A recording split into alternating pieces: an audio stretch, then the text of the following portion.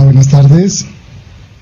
Para quienes nos están siguiendo en este momento, quienes van a tener la posibilidad de conectarse posteriormente, mi nombre es Johan Avendaño. Yo voy a acompañar esta sesión orientada un poco a la discusión sobre gestión pública, desarrollo sostenible y las proyecciones en torno a gobernanza. En unas sesiones anteriores yo estuve planteando una discusión inicial sobre las tensiones que tenemos en torno a algunos recursos y planteé allí entonces el planteamiento sobre el recurso suelo como algo prioritario para estas discusiones de la gestión ambiental y el vínculo que tenemos con el desarrollo sostenible en el marco de este espacio académico y de formación. Entonces, para dar inicio a lo que voy a plantear en la tarde de hoy, quiero hacer un ejercicio de retroalimentación, realmente podríamos decir de cierre de la actividad, de esa discusión en torno a las perspectivas de el desarrollo sostenible, de alguna manera la planificación y esos roles estatales, con dos diapositivas resúmenes que tenemos aquí a continuación. Son importantes y tomé la decisión de traerlas esta tarde de nuevo porque me van a permitir luego hilar con el último tema o con los dos últimos temas que vamos a abordar acá en torno de la ecología política y en torno de la gobernanza y la propuesta de la gobernanza territorial. En ese sentido, entonces, habíamos discutido que América Latina justamente se había convertido en un espacio por excelencia de discusión en tanto se presentaban un conjunto de tensiones, es decir, de superposiciones y de intereses duales y plurales en torno a los mismos objetos. En ese caso, pues estábamos discutiendo el tema del suelo. Básicamente teníamos un contexto y el primero era la inserción de América Latina en el mercado global, pero ello realmente tiene que ver con la manera como esa inserción en el mercado global empezaba a generar otro tipo de necesidades, otro tipo de condiciones respecto a la regulación, a la estructuración medioambiental. En tanto, los mercados globales empezaban a exigir un cierto tipo de reglas de juego claramente establecidas. Al mismo tiempo, como cerca de los años 70, que va a ser como el escenario con el que vamos a empezar ahorita en los siguientes ámbitos, tiene que ver con esa dinámica de explosión demográfica que llevó a que ese recurso suelo, como lo discutíamos en las sesiones anteriores, se convirtiera en prioritario. En tanto, se convertían nuestros países con vocación agropecuaria hasta esa década, ahora en nichos profundamente urbanos. Eso vinculado a una apertura progresiva a esos mercados mundiales nos ponían, digamos, unos retos en esas dinámicas medioambientales en esos dos sentidos. Y por último, efectivamente, lo que serían las causas de esas dos consecuencias anteriores nos empieza a generar unos ciertos modelos de marginalización con expresiones territoriales. Quiero decir, al evidenciarse una migración significativa de los espacios rurales, empezamos a tener una presión en las periferias urbanas, pero la particularidad en los casos de estudio que se tiene es que esas periferias urbanas en algunos casos correspondían a áreas de ecosistemas estratégicos. Podríamos hablar entonces, en el caso nuestro colombiano, en el caso que tenemos nosotros sobre las cordilleras, por ejemplo, las zonas de humedales o de algún tipo de bosques particulares. Digamos que ese escenario nos brindaba una discusión en torno a la mirada del suelo como un recurso prioritario que nos ofrecía unos servicios ecosistémicos, pero que efectivamente en un contexto histórico, político, demográfico, empezaba a ser mucho más presionada. Ahora bien, entonces, ¿A qué hacíamos referencia cuando mencionábamos la noción del suelo como recurso estratégico? Básicamente lo referíamos a la intención de, como uno de los elementos fundamentales para el desarrollo de las actividades humanas, pero claro, por supuesto también en la interacción medioambiental que tenemos, que permite el cumplimiento de funciones vitales para el sustento y el desarrollo de las especies del planeta en general. En ese sentido, al ser presionado, estábamos y estamos viviendo claramente un proceso de degradación que ya excede los propios límites naturales que tiene las dinámicas de los elementos medioambientales, y nos pone en ese sentido entonces retos en la gestión pública de cómo mediar, equilibrar esas tensiones sociales, esas necesidades demográficas, la importancia que tiene el recurso suelo y la conservación y la preservación de él mismo. En ese sentido, digamos que, y es la introducción que podemos hacer ahora sí a la intervención de la conversación de la tarde de hoy, tiene que ver entonces con, bueno, para dar respuesta a esa tensión, esas tensiones, ya lo decía, del recurso suelo, emergen entonces una estructura de modelos de desarrollos para dar una solución a ese tipo de tensiones que tenemos allí. En lo práctico y en lo cercano al quehacer cotidiano nuestro, tiene que ver con la manera como nosotros logramos bajar de una conceptualización, de una perspectiva teórica, a elementos de gestión a través de las herramientas legislativas y por supuesto garantizando con ello de alguna manera que garanticemos, valga la redundancia, la presencia de las poblaciones que están allí haciendo uso y usufructo, pero también la posibilidad de conservar en el mejor estado posible ese recurso suelo que en últimas, en tanto estratégico, es fundamental para el desarrollo de nuestras condiciones sociales. Este recuerdo de la presentación anterior está vinculado entonces a la discusión que se tiene esta tarde en varios sentidos. El primero efectivamente tiene que ver con esa noción de crisis, en el entendido que si bien es un hecho nefasto el haber entendido de una manera tardía el desgaste significativo del que había sido objeto muchísimos de estos elementos del medio natural, nos impuso un reto. Y podríamos decir que quizá ese es el panorama positivo que nos dejó esa condición de crisis documentada de manera significativa a partir de los años 70.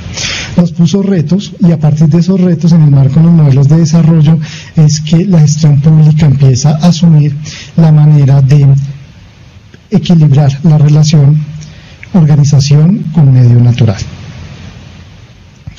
Ahora sí, entonces vamos un poco a la vinculación con la temática que tenemos pensada el día de hoy.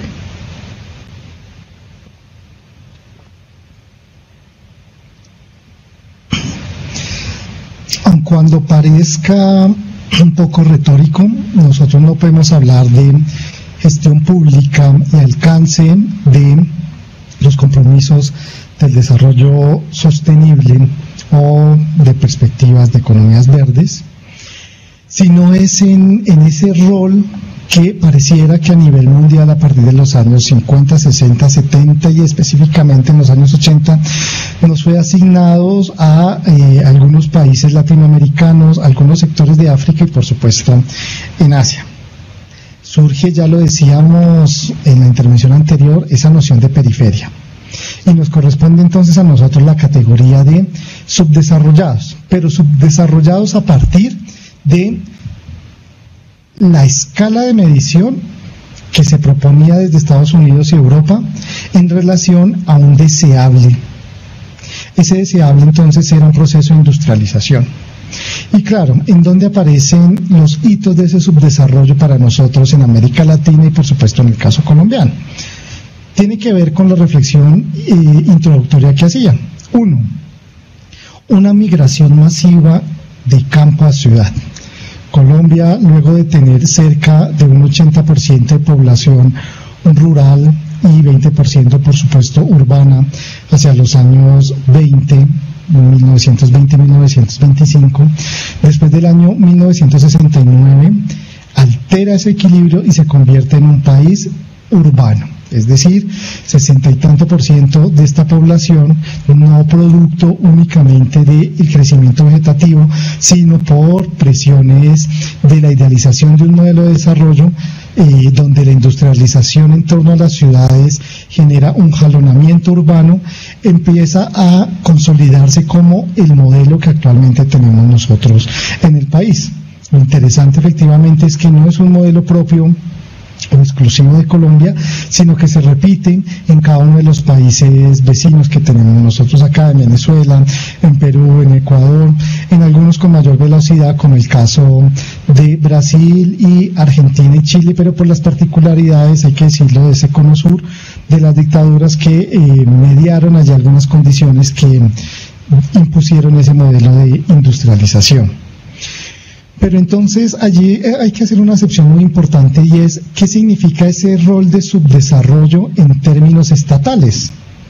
¿Cómo bajamos una discusión conceptual a el quehacer estatal y público? Allí se imponen algunos retos. El primero tiene que ver con que en el subdesarrollo, que nos es asignado a muchos de nuestros países, también tiene detrás una acepción de un Estado débil, procesos de gobernabilidad no bien estructurados. Y es fundamental esta segunda acepción que hago a la gobernabilidad, porque veremos posteriormente cómo surge como respuesta a ello la tendencia a la cual estamos aconteciendo actualmente de la gobernanza. En tercer lugar, entonces, tenemos, en el caso particular de Colombia, economías ilegales e informales que empiezan a generar unas presiones particulares en torno a ese recurso suelo, que fue la selección que yo hice para hacer la introducción. Y por último, pues entonces eso nos lleva a nosotros a tener unas expresiones espaciales del subdesarrollo. ¿En qué lo podemos sintetizar? 1, campos desocupados, ciudades densamente pobladas. 2, campos desocupados donde se empieza a perder la mano de obra que garantizaría una subsistencia y una seguridad alimentaria. 3, unas ciudades que no tuvieron el músculo ni se habían pensado para recibir ese ejército de población proveniente, y claramente que no fue posible que fuesen vinculados a toda la dinámica de la promesa de la industrialización que nos habían puesto de alguna manera los países del centro, de la metrópolis desarrollados, donde para ellos posiblemente sí fue exitosa ese proceso de industrialización urbana. Y por último, y es el que nos interesa no dejar pasar por alto, es la emergencia de manera muy evidente de una cantidad de conflictos medioambientales producto de esas tensiones que acabamos de explicar. Desocupación del campo, donde muchos de los campesinos hoy en día, por ejemplo, reconocemos que juegan un rol profundamente importante para cuidar esas estructuras ecológicas principales. 2, la expansión urbana, al no estar planificada, implicó la presión sobre áreas que tenían una importancia estratégica ambiental. Ya lo mencionaba, el caso específico, por ejemplo, de los humedales, de algunos lagos, por ejemplo, y la deforestación significativa de áreas boscosas con tal de disponer de áreas de entornos urbanos para facilitar la urbanización. Dicho de otra manera, ese subdesarrollo que nos fue asignado por una vocación al sector primario de la economía tuvo y tiene actualmente expresiones territoriales, pero por supuesto un vínculo profundamente cercano con el contexto medioambiental. A partir de ello, entonces, vale la pena preguntarse qué hizo América Latina al respecto. Si en uno de los supuestos que ya mencionaba hace un rato estaba el hecho de entender la estructura estatal como una estructura débil, quizá a veces incapaz de dar respuesta eficiente y oportuna a estas tensiones. Surge entonces allí una corriente bien interesante, por un lado ya lo decíamos, de institucionalizar mecanismos de seguimiento, de control, para hacer monitoreo a esas fuertes transformaciones. Aún así, lo que vemos hoy en día en la evaluación que se pudiera hacer de estos alcances es que, si bien ha habido un fortalecimiento importante, todavía tenemos muchísimo que hacer. Ha cambiado la situación de esa década de los 70 y de los años 80, pero actualmente todavía seguimos teniendo esas tensiones. Hemos pasado por caminos significativos para hablar de la función estratégica que cumplen muchas de estas estructuras ecosistémicas. Entonces ya mencionábamos, hoy se ve como un delito, por ejemplo, ese proceso de urbanización en torno a humedales, a una deforestación que no sea compensada, pero aún así falta muchísimo por analizar. Y creo que ese es el reto al cual nos enfrentamos actualmente hoy. Uno de los caminos entonces que tenemos nosotros allí está vinculado a la propuesta que surge también en ese mismo contexto hacia los años 80, como bien conocemos todos, de pensarse el futuro. En tanto ese pasado ya nos había nosotros dejado un sinsabor, y era pensarnos una alternativa a ese desarrollo económico soportado en la urbanización y la industrialización, ahora en vistas de un desarrollo sostenible y para otros en una escala distinta de un desarrollo sustentable. El antecedente, como bien nos lo resume Jaque, tiene que ver con los antecedentes que ya veníamos mencionando, pero básicamente quiero decir que esas tensiones ambientales que emergieron en los años 70, podríamos entonces convertirlas ahora en un motivador de una frase muy importante, y es la generación de una conciencia por lo ambiental. Y es allí donde empezamos nosotros a tener un poco más de olfato sobre cuáles son los roles que se tienen en cada uno de esos ecosistemas que hemos venido vulnerando. Y además de las legislaciones que hemos venido comentando que empiezan a propender los estados nacionales latinoamericanos, también creo que vale la pena hacer énfasis y darle un reconocimiento a los movimientos sociales, campesinos, autóctonos que se empiezan a desarrollar allí. Esta segunda acepción, así como la que mencioné hace unos minutos en torno a la gobernanza, empiezan a configurarnos un escenario que hoy, en la segunda década de este siglo, nos imponen a nosotros los nuevos retos. Creo que no quería dejar pasar por alto un hito que aparece en la diapositiva, en la última línea, y tiene que ver con ese diagnóstico que nos entregó el Club de Roma en 1972, en la publicación que todos conocemos de los límites del crecimiento, informe del Club de Roma sobre la condición precaria de la humanidad. Básicamente allí es ese punto de partida a partir de la década de los años 70, donde la alerta empieza a encenderse y empezamos a cuestionarnos entonces, bueno, pues cuáles son los impactos de la urbanización, por ejemplo, qué políticas especiales necesitamos nosotros de eso que en el caso colombiano antiguamente se llamaban, por ejemplo, territorios nacionales, a ser convertidos hoy en territorios estratégicos con elementos medioambientales.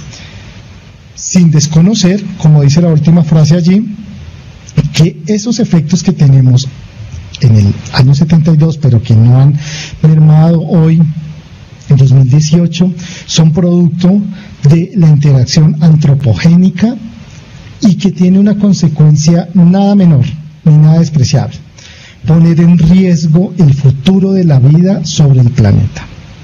Y eso, digamos, marca ese hito fundamental. Ese hito que nos abre a nosotros la posibilidad de cuestionarnos, bueno, ¿qué debe hacer el Estado?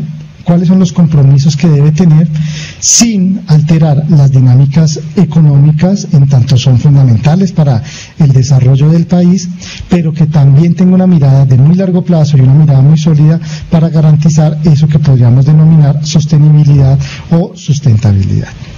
Bien. Mencionaba también entonces hace algunos minutos y no quería dejar pasar por alto esta mención de David Harvey, para quienes no tengan la oportunidad de tenerlo en su radar. Es un geógrafo que tuvo unos orígenes cuantitativos con reflexiones sobre modelos muy interesantes, pero que hacia la década de los 90 y al entender todas las perspectivas de esas desigualdades que se evidencian en la estructura espacial producto de un modelo de desarrollo, empieza a tomar una orientación un poco marxista y se acerca a la noción de la justicia espacial. Y la quiero llevar entonces un poco a la discusión que estamos planteando en torno a esos recursos medioambientales. Si ustedes ven allí entonces la cita, tal cual como fue abstraída en uno de los documentos de Harvey, lo que quiere poner allí sobre la discusión es que ese modelo que había llevado a la crisis evidenciada en el año 72 tiene una base, y la base de esa crisis posiblemente se encuentra en que todos los elementos del medio natural fueron constituidos como elementos del capital.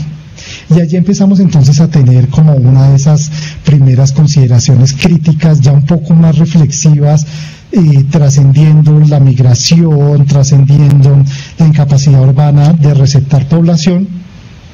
Y efectivamente nos cuestiona Harvey y nos dice, quizá el problema en sí mismo fue el pensar que teníamos la capacidad de controlar la naturaleza y sus fuerzas. Es decir, seguir desarrollando ese modelo de la modernidad en donde podíamos nosotros cosificar todos los elementos del medio natural, volverlo procesos racionales o objetos, y que a través de los desarrollos tecnológicos nosotros pudiéramos generar valores agregados. Esa es la explicación que da Harvey a una de las tensiones de esa crisis medioambiental.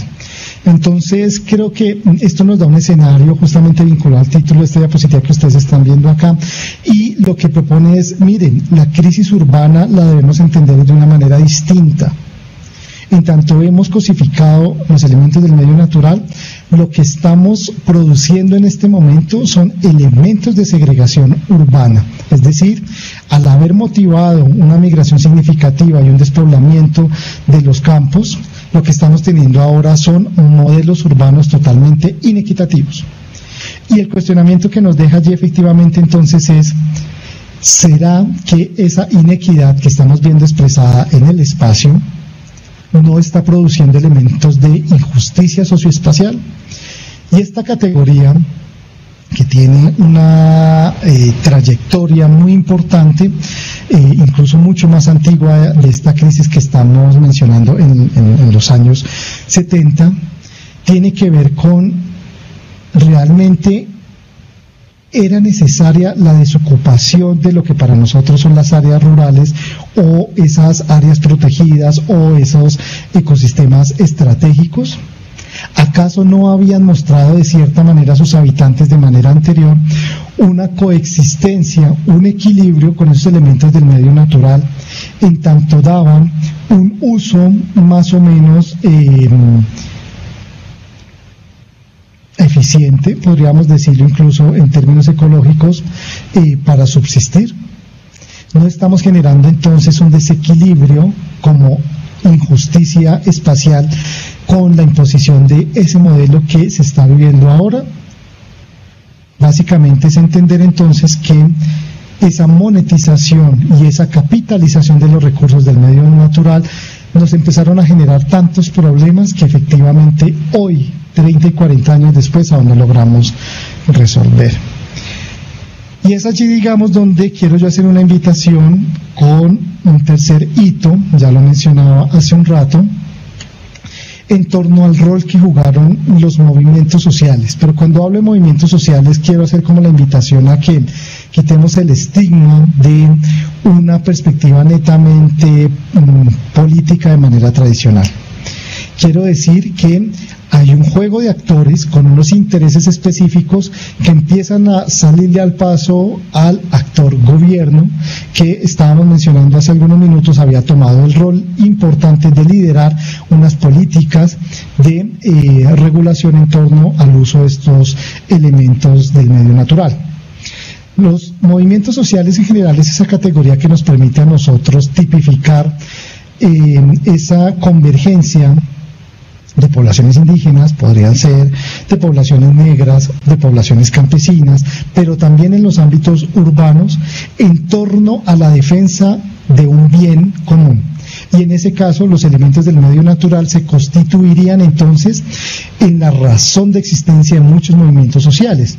Recuperaciones de esas tierras, perspectivas de nuevas ruralidad, perspectivas en torno a la recuperación y el acceso a algunas tierras productivas bajo los preceptos y bajo los argumentos demostrativos de que a lo largo de muchas décadas esos habitantes autóctonos habían logrado un equilibrio, es decir, habían logrado previo a la enunciación ya un desarrollo sostenible y un desarrollo sustentable, que no habían necesitado en algún momento institucionalizarlo, porque en sus prácticas lo habían llevado a ejecutar. Ahora bien, el siguiente elemento con el cual yo quiero plantear un poco alguna salida importante tiene que ver con una salida complementaria que surge producto de esas tensiones y tiene que ver con estas dos palabras que ustedes encuentran allí, la ecología política. Entonces, antes de continuar, vuelvo a hacer la síntesis de lo que hemos venido discutiendo. Hacíamos un resumen de la perspectiva del recurso suelo como recurso estratégico en tanto oferente de servicios ecosistémicos, base para la subsistencia y el relacionamiento social.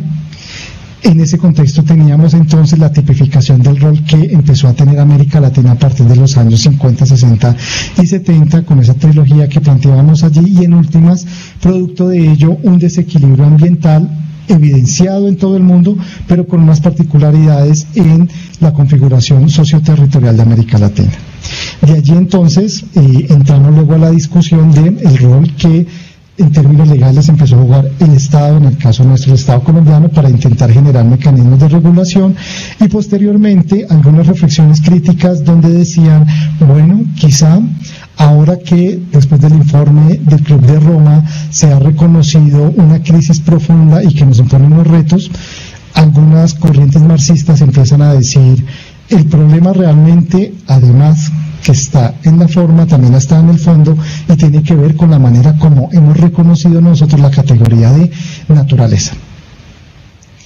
La ecología política entonces surge también en ese mismo contexto, más o menos hacia los años 70, como una invitación reflexiva, conceptual y posteriormente metodológica para poder escudriñar realmente qué problemáticas se encontraban detrás de ese escenario que ya tenemos hasta este momento hiperdiagnosticado. Y efectivamente lo que vemos de alguna manera es que la ecología política es una unión importantísima entre los antecedentes de la ecología cultural y la ecología humana, que ya venían trabajándose en muchos ámbitos académicos. ¿Cuál es el objeto entonces de esta ecología política? Crear una discursividad comprensiva sobre las tensiones de poder y de control y de dominación en torno del medio natural. En ese sentido, bueno, vale la pena, cuando no va a ser el objeto de esta intervención, mencionar que la ecología política, además de generar unos perfiles de esos diagnósticos de las crisis, empieza a generar unas transformaciones ontológicas, es decir, empieza a mirar el trasfondo filosófico que hay de las interacciones del medio natural con la organización social. Lo decía también, se alimenta, por supuesto, de esas posturas marxistas, de esas posturas críticas, que Harvey nos recordaba hace un momento, con el argumento de la cosificación de la naturaleza y la cuantificación de los elementos del medio natural. Con ese supuesto, entonces empiezan a proponernos caminos para entender que hay unas relaciones de poder que median las interacciones organización social, medio ambiente, y que esas relaciones de poder en un contexto profundamente desigual son las que han llevado a producir muchas de las expresiones de las crisis medioambientales que el desarrollo sostenible intenta minimizar.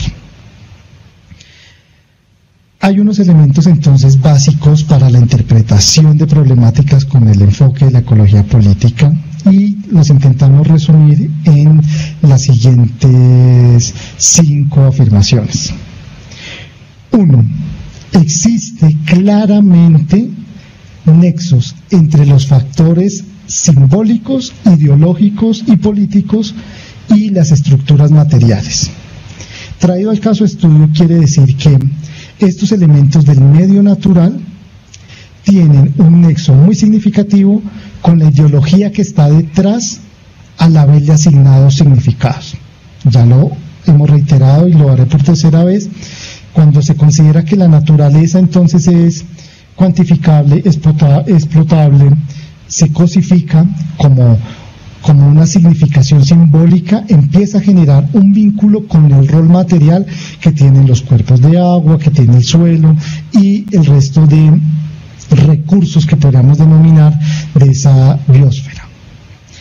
En segundo lugar, y creo que nada despreciable, tiene que ver con la afirmación de el impacto recíproco que se tiene en medio natural con las interacciones de las acciones culturales de las organizaciones sociales que se soportan en el medio.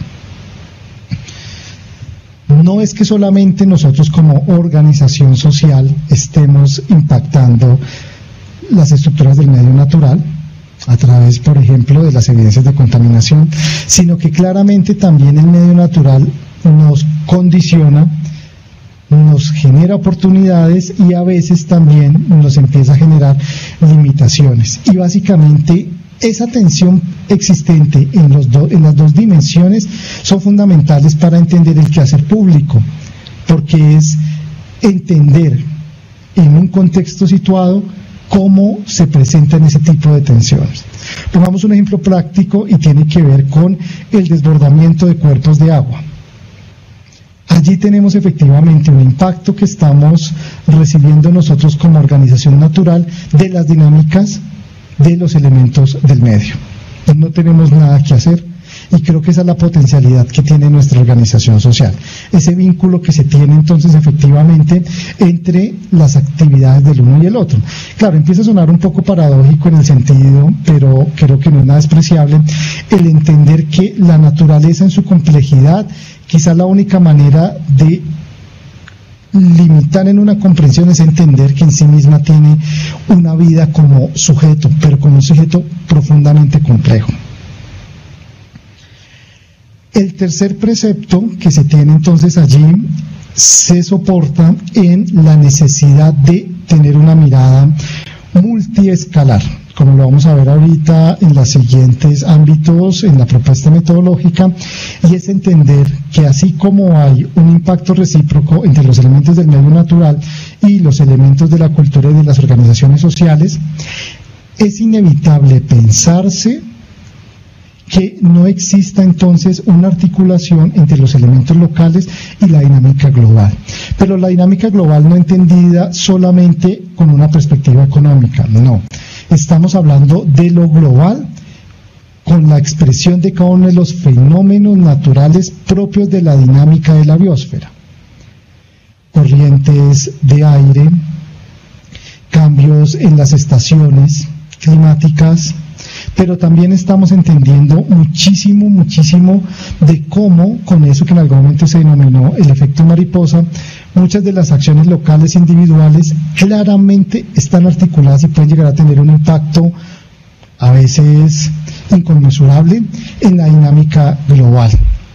Ejemplos de esto tenemos muchos. Por ejemplo, en estos días que estamos en el contexto de la erupción del volcán de fuego en Guatemala, Podríamos entender entonces que la emisión y el mantener muchas partículas de esas cenizas que quedan suspendidas en el aire, producto de la interacción con muchas corrientes, pueden llevar entonces a caer en otros lugares del planeta insospechados.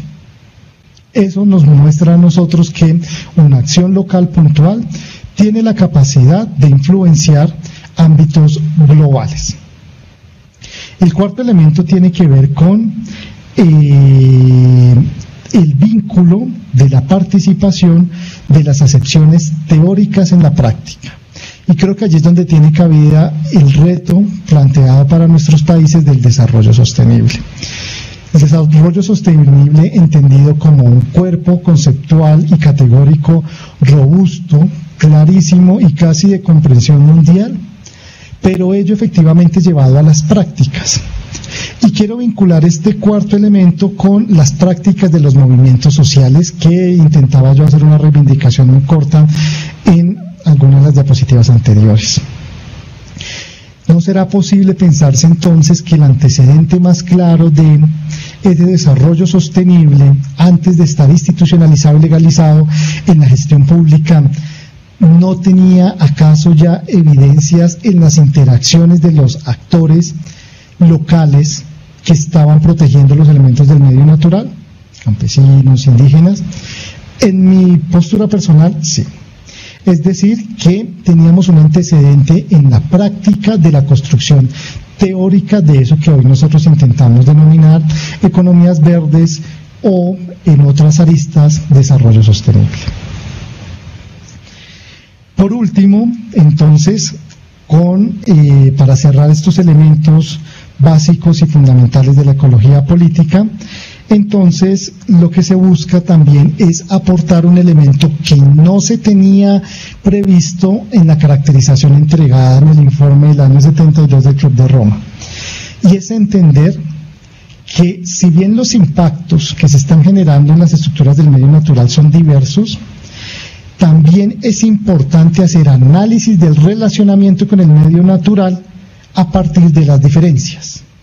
Pero no solamente de las diferencias, como ya lo hemos venido mencionando hace un momento, de esos elementos de segregación socioespacial o esos elementos de injusticia socioespacial, sino diferencias, por ejemplo, en torno a género, respecto a raza y respecto a rol social.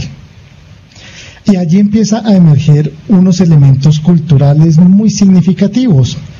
Por ejemplo, el rol que tiene la mujer en muchas de las comunidades de las áreas campesinas o que se encuentran ubicadas en elementos en estructuras del medio natural en nuestros países latinoamericanos, la mujer como cuidadora del recurso agua. Y por supuesto allí emergen una cantidad de discusiones epistemológicas sobre el vínculo de su rol como madre y también como protectora entonces de la gran madre tierra. Para algunos podrá sonar un poco particular esta discusión, pero lo que estamos intentando mostrar acá en esta síntesis son algunas de las bases que toma este marco interpretativo para comprender las tensiones. El nexo entre el significado, lo simbólico, por otro lado, la relación recíproca medio natural-cultura, la articulación entre los ámbitos locales y globales, el vínculo permanente entre teoría y práctica y, por último, la necesidad de dar una mirada plural, diferencial del relacionamiento medio natural-organización social. Ahora bien, quiero mencionar que la ecología política tampoco surge de la manga del mago como una reflexión totalmente novedosa en ese contexto de los años 70. Pues efectivamente, como nos lo recuerda Solís en una publicación reciente del año 2017, el marco general de la ecología política es el ecologismo, y todos tenemos claramente identificado que la ecología es una de las disciplinas interpretativas más antiguas en esta estructura moderna formal. Tenemos entonces un antecedente muy importante y tiene que ver con la corriente del ecologismo conservacionista o de observación que reduce de alguna manera a la naturaleza, como está allí establecido, a valores morales o afectivos, en donde se justifica un respeto contemplativo de tal manera que a partir de la emocionalidad humana se garantice su preservación y en últimas casi que su no intervención. Por supuesto, hay muchas críticas a ese elemento del ecologismo conservacionista, en tanto, hoy no podemos hablar que exista una naturaleza prístina, es decir, una naturaleza no humanizada, es decir, que mantener la mirada de un medio natural contemplativo no corresponde a las realidades que tenemos hoy si partimos del supuesto de la interpretación de la ecología política que nosotros generamos de significados, símbolos y representaciones a los elementos del medio natural. Tenemos otra muy fuerte que claramente está presente en nuestro contexto y tiene que ver con el ecologismo ecoeficientista.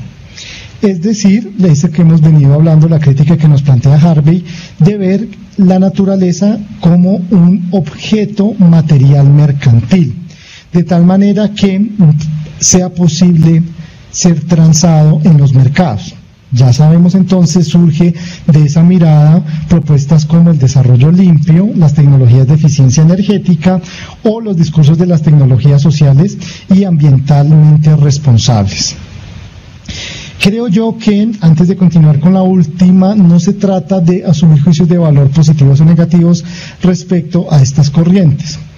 Quizá el reto que nos queda a nosotros en América Latina es entender qué de positivo nos aporta cada una de estas miradas. Por un lado, ya en ese ecologismo conservacionista, ¿qué aportes nos genera en la política pública garantizarlo? Y de alguna manera los ejemplos son bastantes, podríamos tener las familias guardabosques. Ese es un ejemplo muy eficiente que nos sirve ese ecologismo conservacionista. Pero por otro lado entonces tenemos un ecologismo ecoeficientista, donde efectivamente creo que lo valioso de él es donde se reconoce que en tanto tenemos una interacción permanente con los elementos del medio natural para garantizar nuestra subsistencia, el compromiso que tenemos nosotros es efectivamente garantizar la conservación de esos recursos para las generaciones futuras, es decir, el desarrollo sostenible. Y por último, como inicialmente se denominó, hacemos referencia al ecologismo popular vinculado a esos movimientos sociales o, como se ha conocido en la academia, el de la ecología política. Efectivamente, a diferencia un poco de los dos anteriores, esta ecología política con los preceptos neomarxistas que mencionábamos en la diapositiva anterior, tiene una base y es los procesos de resistencia social, de movimientos sociales, valga la redundancia, para la protección de un entorno, es decir, una atención local resistiendo a un modelo global intervencionista. La defensa de unos territorios de tal manera que garantice la sostenibilidad, la sustentabilidad, la seguridad alimentaria, pero también de alguna manera basado en el supuesto que la naturaleza como objeto no solamente comercializable, sino como un objeto con sus propias dinámicas, tiene perspectivas dialécticas y contradictorias, que se salen incluso de las dinámicas sociales. Es decir, reiterar ese tercer precepto que teníamos nosotros en la ecología política, si queremos mantenernos nosotros habitando esto denominado planeta Tierra en una biosfera antropocénica, tenemos que reconocer que tanto la naturaleza y sus elementos del medio natural tienen un sinnúmero de dinámicas, como nosotros como organizaciones sociales al mismo tiempo tenemos un conjunto inagotable de relacionamientos, presiones y por supuesto efectos e impactos sobre los elementos del medio natural. En lo práctico, la ecología política como un modelo interpretativo nos propone entonces una metodología. Es una metodología circular, como lo pueden ver ustedes allí, con una característica de la acepción multi, y al interior la combinación de 3 ámbitos para poder comprender esos conflictos socioambientales. Un poco entonces esta propuesta que nos trae del Cairo, Montenegro, Perini y Vélez en el año 2014 nos muestra que para poder abordar las problemáticas o los conflictos socioambientales, que no son nada nuevo, ya lo decíamos, identificados en 1972, es necesario, no es posible, es obligatorio verlos con una mirada multidimensional. ¿Una mirada multidimensional en qué sentido? Primero, los conflictos socioambientales, ya lo decíamos, tienen una mirada multiescalar. Y la invitación complementaria que se hace es no solamente ver la escala local y global, sino ver incluso las interescalas que existen en cada uno de estos 2 extremos. Y para todos es claro, entonces tenemos una escala local, una escala, podríamos decir, general, una escala regional y posteriormente quizá podríamos tener entonces ahora sí una escala global. No podemos desconectar entonces, pensémoslo en una forma de pirámide invertida o de manera tradicional, la interpretación de estos fenómenos, sino es ver cómo están vinculados desde lo local, lo sectorial, lo regional, hasta lo global. 2, tenemos una mirada multitemporal. Y creo que si hacemos una síntesis y pudiésemos hacer un pare en esta intervención de la tarde de hoy, lo que hemos hecho es garantizar una interpretación en diferentes momentos de los últimos 50 años del acercamiento a esa problemática medioambiental para ver cuál es el reto que tenemos nosotros en la gestión pública medioambiental.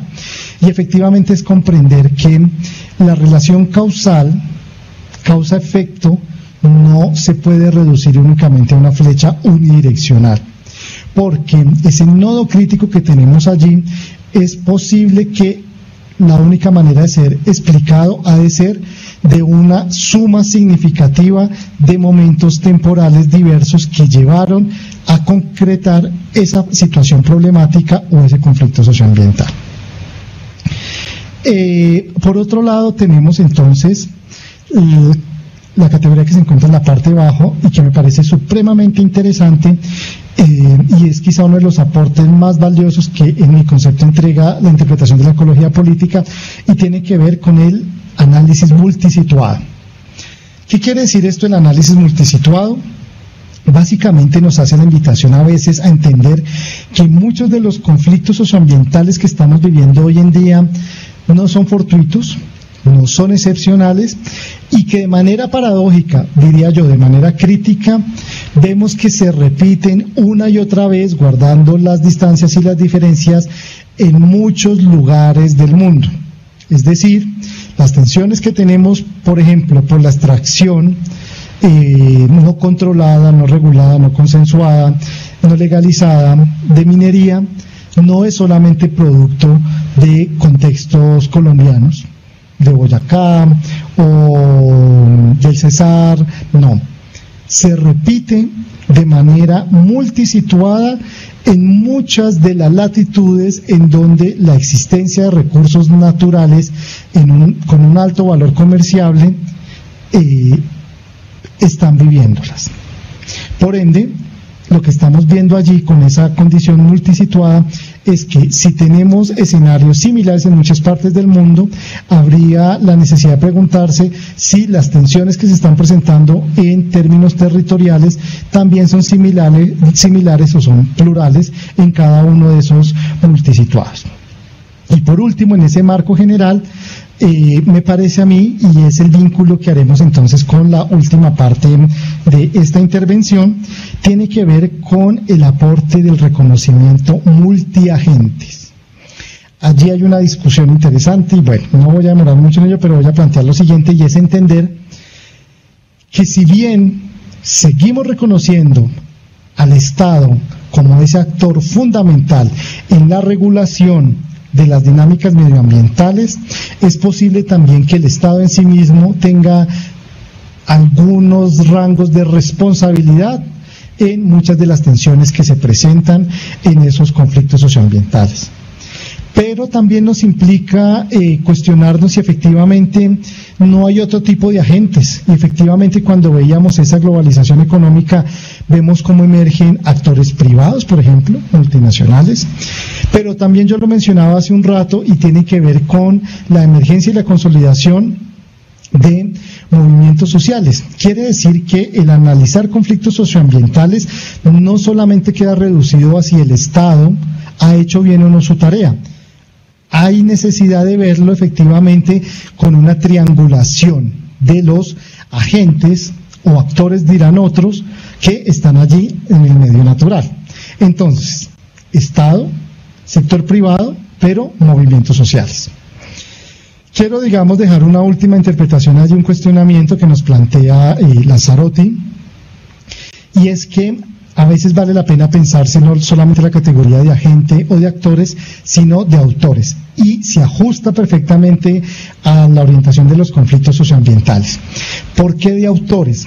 Porque plantea entonces Lazzarotti, dice, ¿será que no es reduccionista la mirada del actor, en tanto podría malentenderse como un protagonista más? Sino que por el contrario, tendríamos nosotros la posibilidad de cuestionar que yo soy responsable y como responsable soy creador, co-creador de las tensiones, es decir, soy autor de los conflictos medioambientales, como Estado, como organización social, pero también como sector privado.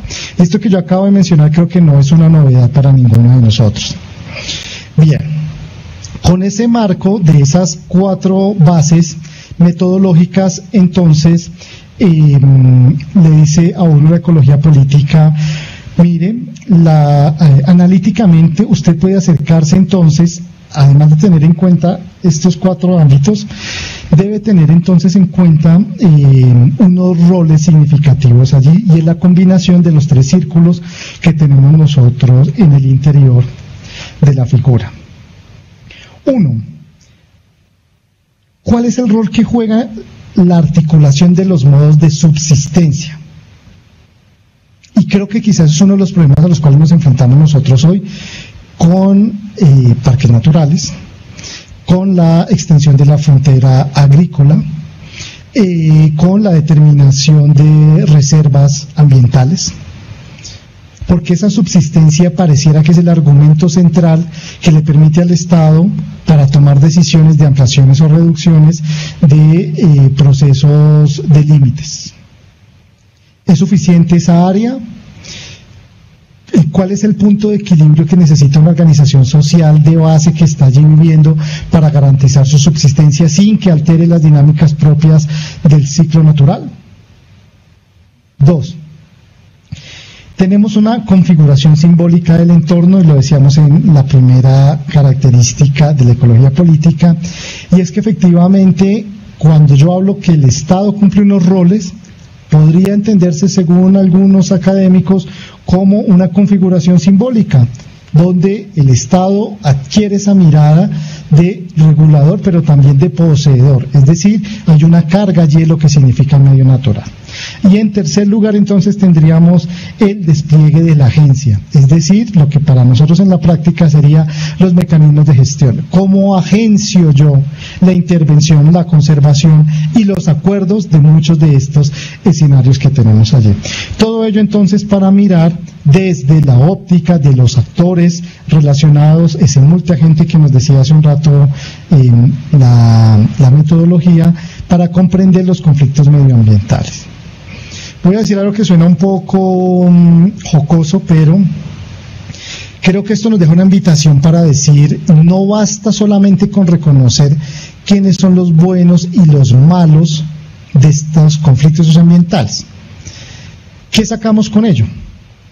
Quizá el reto ahora es entender que hay una complejidad tan grande que nos lo muestran las mismas dinámicas biofísicas y que nos lleva a nosotros a comprender que la caracterización y el análisis de los conflictos ambientales implica indudablemente una mirada compleja, multiescalar. La ecología política, digamos, es un marco interpretativo para ello, que por supuesto tiene una utilidad muy significativa en las políticas públicas. Si nosotros lo llevamos a muchísimos de los recursos que tenemos en la legislación latinoamericana y colombiana, nos vamos a dar cuenta que tampoco es nada excepcional. Miren, tan solo por mencionar algunos ejemplos, si retomamos la invitación a la mirada multiescalar, pues claro que la tenemos. O si no, ¿cuál es el rol que juegan las corporaciones autónomas? Es una entidad multiescalar, porque está convirtiéndose, guardando, digamos, las dimensiones en esa bisagra necesaria entre las decisiones políticas de base y las decisiones políticas de orden nacional.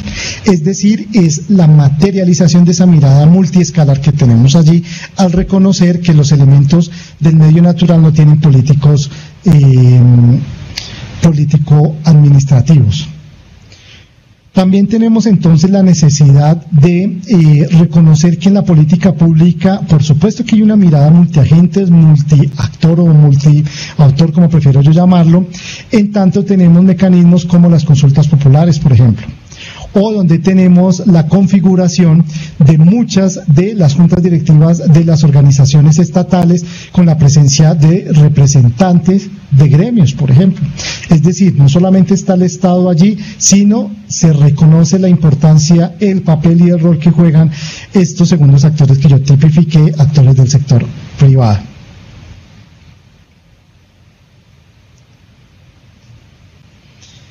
Digamos que este marco interpretativo nos lleva al cierre de la discusión que tenemos para hoy, y es una salida que ha venido tomando boga a nivel mundial y tiene que ver con la noción de gobernanza. Recapitulo los dos momentos anteriores, hablamos entonces de la caracterización de unas crisis medioambientales, una apuesta metodológica vista desde la ecología política y ahora una apuesta muy reciente en nuestros países que tiene que ver con la gobernanza. En el título ustedes ven allí la gobernanza territorial y eso tiene una explicación porque es una propuesta conceptual que junto con algún equipo de trabajo de expertos de muchas disciplinas hemos venido elaborando. Hicimos un aporte, por ejemplo, para la unidad de planificación agropecuaria del Ministerio de Agricultura para la UPRA, haciendo un esfuerzo muy importante para documentar a partir de nuestras necesidades locales si esta noción de gobernanza permite entonces de alguna manera seguir comprendiendo, pero desde la función pública generar alternativas de los conflictos socioambientales.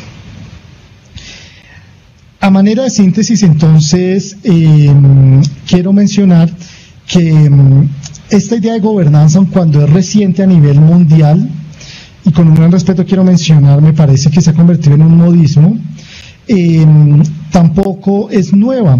Casi que al hacer algunas revisiones de autores como Aguilar, que es uno de quien en nuestra habla hispana se ha dedicado a documentarlo, nos cuenta que la noción de categoría gobernanza tiene aproximadamente 90 años.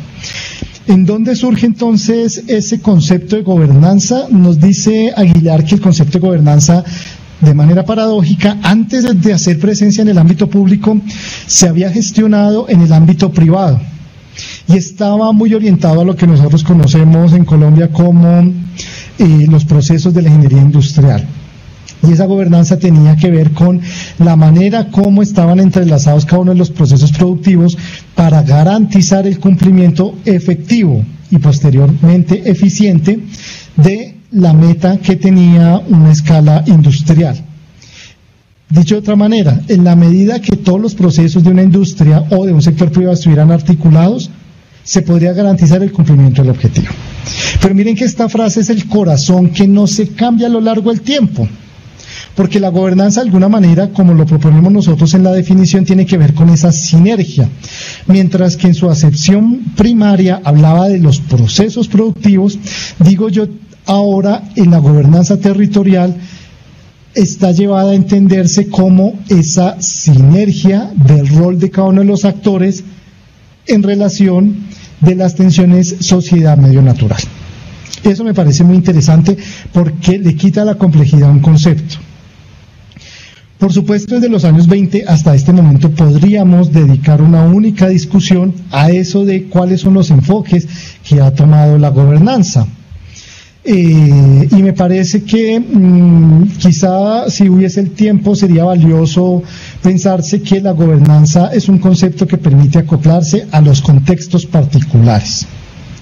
Sin embargo, no me voy a quedar allí porque quiero de pronto presentar las últimas tres propuestas de el desgranamiento de la categoría de gobernanza y por qué es gobernanza territorial. Y por supuesto el segundo ámbito que ustedes ven allí en el segundo escalón tiene que ver, bueno, pero entonces ¿en qué momento surge la diferencia entre gobernanza y gobernabilidad? Y miren que es mucho más fácil llegar a la diferencia de estos dos conceptos con el antecedente del origen del concepto de gobernanza. Ya lo decía, un origen en el sector privado buscando eficiencia, mientras que la gobernabilidad para todos es muy claramente entendible como esa suma de esfuerzos de la ejecución de las acciones públicas representadas en una estructura estatal que le permita cumplir sus funciones en pro del bienestar de la población base.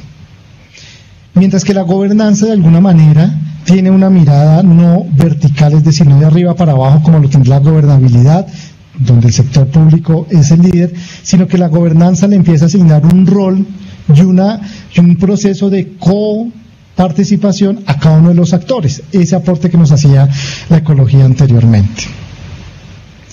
En los años 60 y en los años 70, en algunas regiones del mundo empieza a presentarse la necesidad de tipificar un poco más esa idea de gobernanza. Aparecen muchísimas formas de gobernanza. Una de ellas tiene que ver específicamente con la gobernanza pública. Es decir, ¿qué tanta armonización tiene la ejecución estatal con la presencia de los otros actores y de las otras dimensiones de la estructura del Estado-Nación territorial? Pero creo que para el objeto de discusión que nos convoca de manera reciente, surge una categoría muy interesante a partir de la FAO. Esa sí es mucho más reciente y tiene que ver con la noción de gobernanza de la tierra. Y la invitación que yo quisiera dejar acá es que nos pensemos qué significa eso de gobernanza de la tierra. Si la noción de gobernanza es la sinergia entre muchos actores en torno a un objeto común, ¿qué significa que tengamos gobernanza de la tierra? Será entonces la sinergia de muchos actores en torno al objeto tierra, pero no entendido tierra como globo terráqueo, sino un poco en esa discusión entre suelo y tierra como elemento base de la subsistencia de la organización social. Es decir, ¿cómo garantizamos nosotros, actores públicos, actores privados, movimientos sociales, autores, una convivencia, una coexistencia en torno a ese elemento denominado tierra que para todos es común? Es decir, una multiterritorialidad, una pluralidad de intereses en torno al mismo concepto tierra. Para el Estado, la tierra significa un elemento, tiene que ver seguramente con la seguridad jurídica, con el ordenamiento social y productivo, o tiene que ver también con la vocación, mientras que para el sector privado se convierte en el medio que le abastece de los insumos para el desarrollo de su actividad, y para las organizaciones sociales o los movimientos sociales esa misma acepción de tierra se convierte en el elemento que cohesiona su existencia, que produce elementos de defensa y que garantiza la subsistencia en el largo plazo de sus generaciones futuras. Entonces la coexistencia de territorialidades en torno a la tierra, valga la redundancia, es lo que podríamos entender nosotros como la categoría de gobernanza. De alguna manera, dado, digamos, el escenario que efectivamente nos entrega Colombia en el posacuerdo, nos llevó a nosotros a cuestionarnos si quizá la noción de tierra no se reducía. ¿Y qué quiero decir con ello? Porque claramente tierra podría dejar excluido a los otros elementos de la biosfera, como los cuerpos de agua o como el aire, por ejemplo, y ahí habría que entrar a una discusión conceptual. Miren que esta discusión que hemos planteado hoy sobre la gestión pública no es suelta, sino tiene que ver cómo llegamos a una propuesta. Y después de dar unas discusiones significativas, efectivamente planteamos lo importante que puede ser el rol de la categoría territorio en esa sinergia de la gobernanza. Y pensamos entonces que es necesario pensarse una gobernanza territorial, que sería la suma de las gobernanzas de la tierra, de la gobernanza del aire, de la gobernanza del agua, de la gobernanza forestal, por ejemplo, porque cada una tiene unos límites sectoriales muy definidos, y lo que veamos nosotros aquí es que tendríamos entonces que buscar un elemento común que fuera territorio.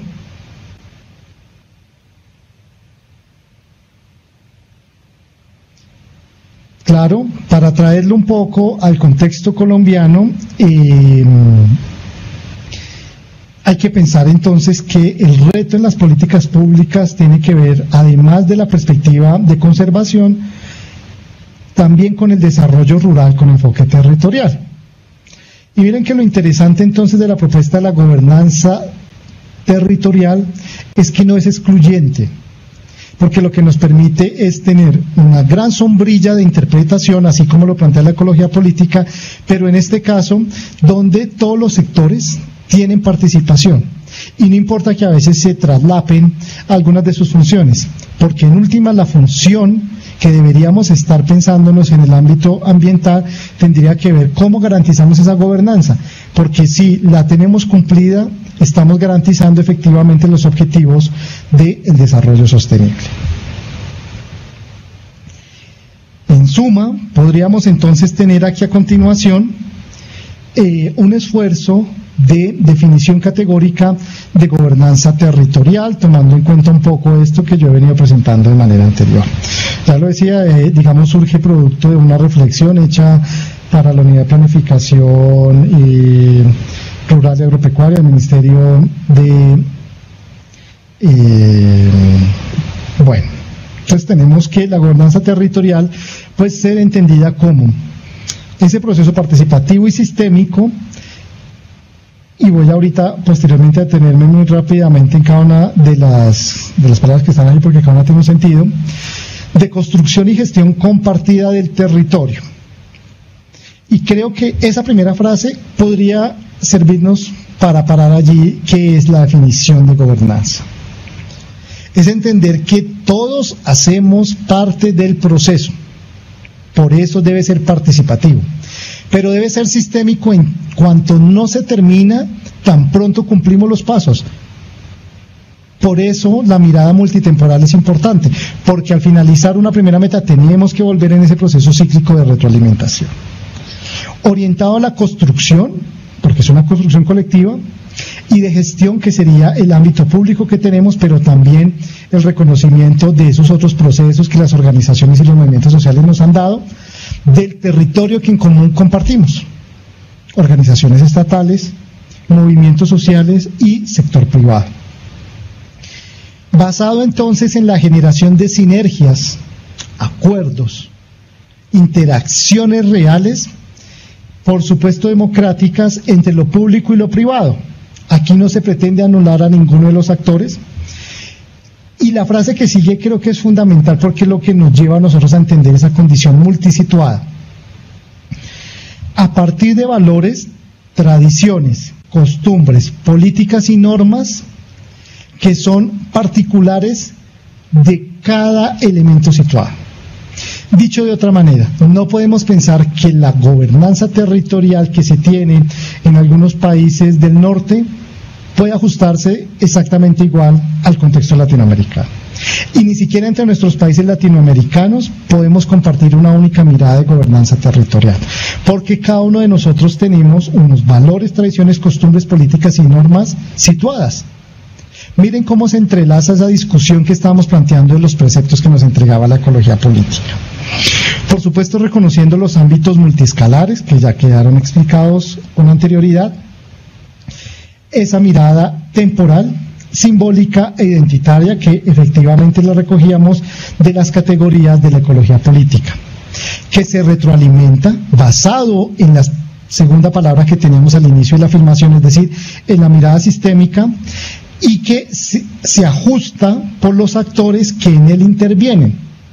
Y esta frase no es suelta, porque también nos invita a decir que las metas esperadas también son susceptibles de transformarse en el tiempo y deben modificarse si llega a ser producto del consenso en la medida que la retroalimentación dé las bases para ello. Efectivamente, con criterios de sostenibilidad, buscando el bienestar común. Para nosotros, esa sería la propuesta de gobernabilidad territorial. Y dentro de esa gobernabilidad territorial, entonces, tenemos efectivamente el rol, de la gobernanza territorial, tendríamos el rol de la gobernabilidad, pero también el rol de las gobernanzas de los otros elementos, del agua, de la tierra, del aire, la gobernanza forestal, como le estaba mencionando hace algún rato. Para cerrar en estos últimos 5 minutos, entonces, voy a presentar 2 diapositivas que nos permiten, así como lo hice con la ecología política, bajar el nivel y ver cómo podría ponerse en la práctica el análisis de los niveles de gobernanza de la tierra. Y nosotros consideramos que hay 3 ámbitos significativos. El primero de ellos tiene que ver con la categoría de análisis actores e institucionalidad. El segundo, gestión compartida de la información y del conocimiento. Y el tercero, el elemento de construcción y gestión compartida del territorio como presupuesto de la gestión territorial. La categoría de actores e institucionalidad tiene que ver entonces con el reconocimiento de la existencia de la pluralidad de actores, que ya lo mencionaba, pero miren que allí le pusimos nosotros una acepción muy importante, y es que no podemos limitarnos únicamente a los actores formales, ya lo decía, movimientos sociales reconocidos, sectores privados, institucionalidad estatal, porque es que también existen actores informales. Hay actores ilegales que están haciendo presencia en los territorios y que generan ciertas lógicas de gobernanza territorial. Si yo los desconozco, entonces no estoy generando sinergia entre todos los actores. Es decir, que debo dejar de un lado los juicios de valor al respecto, porque la complejidad me lleva a decir que no hay otra manera de llegar a comprender esos conflictos socioambientales si no es teniendo en cuenta todos los actores que están allí. Aparece entonces el cuestionamiento realmente de, bueno, esos actores, ¿cómo dialogan? ¿Cuáles son los canales? Y esa es la manera en que uno podría empezar a hacer una evaluación de gobernanza territorial. ¿Es efectiva la participación de esos actores? ¿Se desarrollan visiones e identidades comunes sobre el bienestar deseado? Eso como un precepto fundamental. Si no hay el reconocimiento de la pluralidad de actores, que claramente cada uno de ellos tiene unos intereses distintos, yo no puedo hablar de gobernanza territorial. Puedo hablar de gobernabilidad, es decir, el Estado ejecutando sus acciones. Pero si yo no reconozco este abanico, yo no puedo empezar a evaluar una primera aproximación a la gobernanza territorial. Querría decir de otra manera entonces que el prerequisito fundamental es este, el número 1, la existencia y el reconocimiento de canales, de actores e institucionalidad que se sientan a construir una visión común, identitaria, sobre un territorio. La segunda categoría entonces tiene que ver con algo que a nosotros nos llamó, digamos, mucho la atención, y debo reconocer que al principio nos costó incluso comprenderla, pero miren que no es menor, y es la gestión compartida de la información y del conocimiento. Porque claro, si yo miro la primera categoría, que son los canales de comunicación que hay entre los actores, pues ¿qué fluye entre esos canales? Efectivamente, información y conocimiento. Porque si yo reconozco la función de los movimientos sociales o de los movimientos colectivos, de las organizaciones privadas, yo debo garantizar que ese acumulado de saberes me permita a mí seguir conociendo esa situación problemática. Entonces es buscar establecer qué tan eficiente son los canales de comunicación que se presentan entre unos y otros actores. Por último, entonces, después de reconocer que existen unos actores y que pueden llegar a unos consensos y que existen unos canales para intercambiar flujos, energías, información y conocimiento, ahora sí podemos llegar a la visión de una construcción colectiva y compartida del territorio. En últimas, en lo práctico para nosotros sería el proceso de planificación, ¿sí? Es decir, pues si yo ya identifico cómo está tipificado mi territorio, si yo ya sé cuáles son los canales que me permiten identificar las tensiones, ahora sí me siento entonces a aplicar metodologías para una construcción y una gestión compartida del territorio.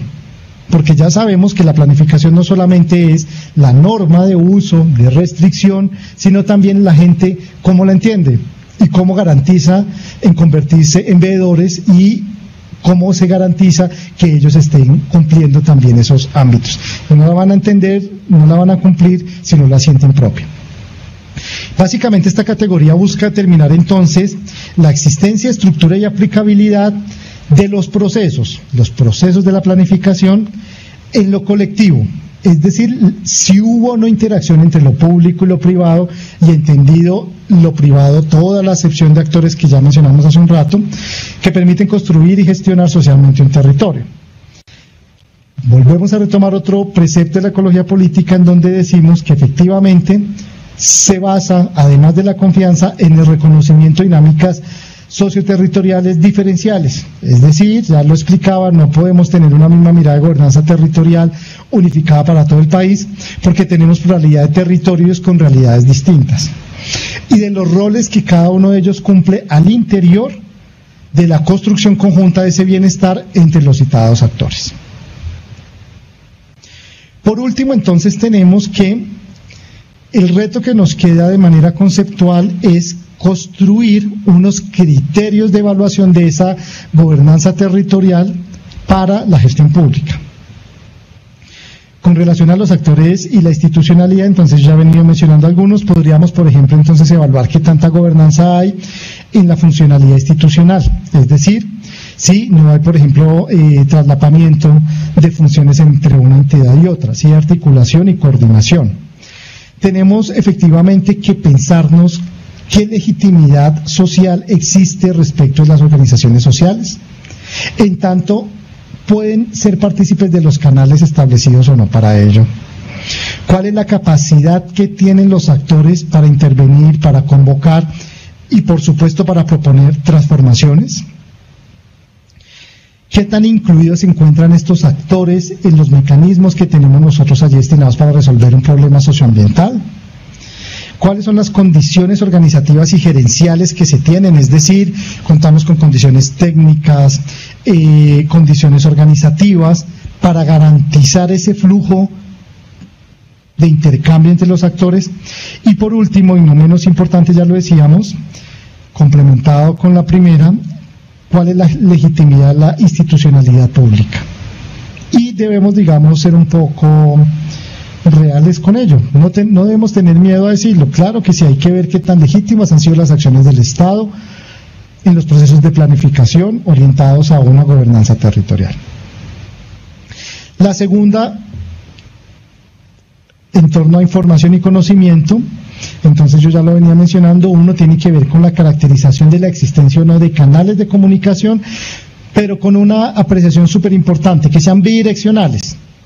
No solamente de aquí para allá, sino que efectivamente los otros actores puedan también sentirse con unos canales continuos, que sean eficientes y efectivos, que además de ello le permita, como resultado de esa interacción de la información, mejorar las capacidades de los actores.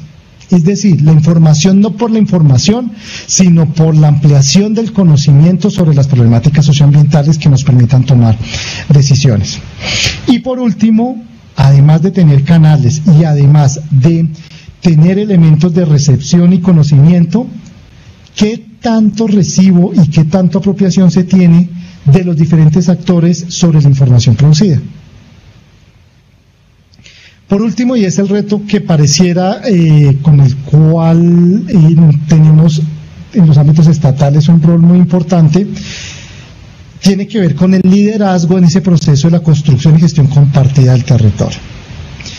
Entonces, en primer lugar, es importante que esas situaciones socialmente problemáticas hagan parte de la agenda pública,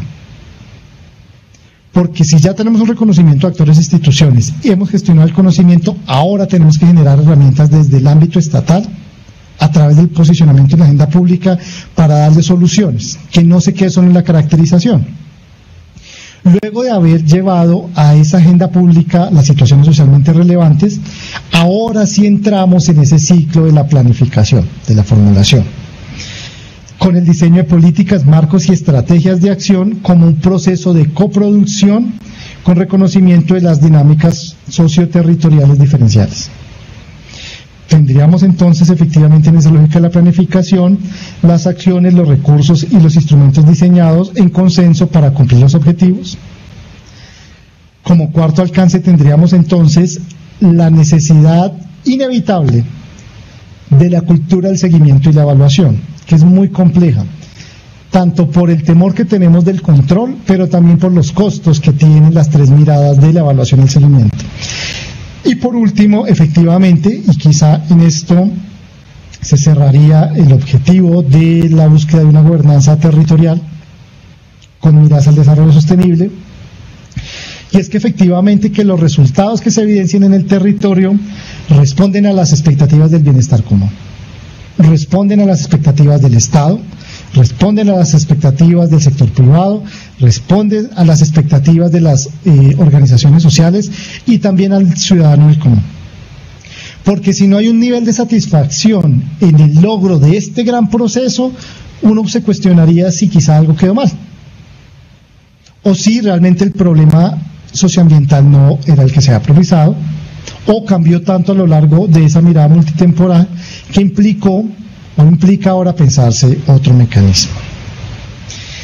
Entonces digamos que la síntesis que se planteaba hoy era un poco traer a la discusión otras dimensiones de la gestión pública y el desarrollo sostenible. Todos tenemos conocimiento sobre las bases conceptuales, los compromisos que tiene Colombia a nivel mundial. Sin embargo, es pensarse que necesitamos unos nuevos marcos interpretativos y por eso, digamos, concentré una parte significativa de esta exposición en los aportes que podría hacernos la ecología política para hacer la comprensión de esos problemas socioambientales y también una apuesta que está en construcción y es la invitación que quizá quiero dejarle a las personas que nos están escuchando, que nos están viendo, la del reto que genera la gobernanza.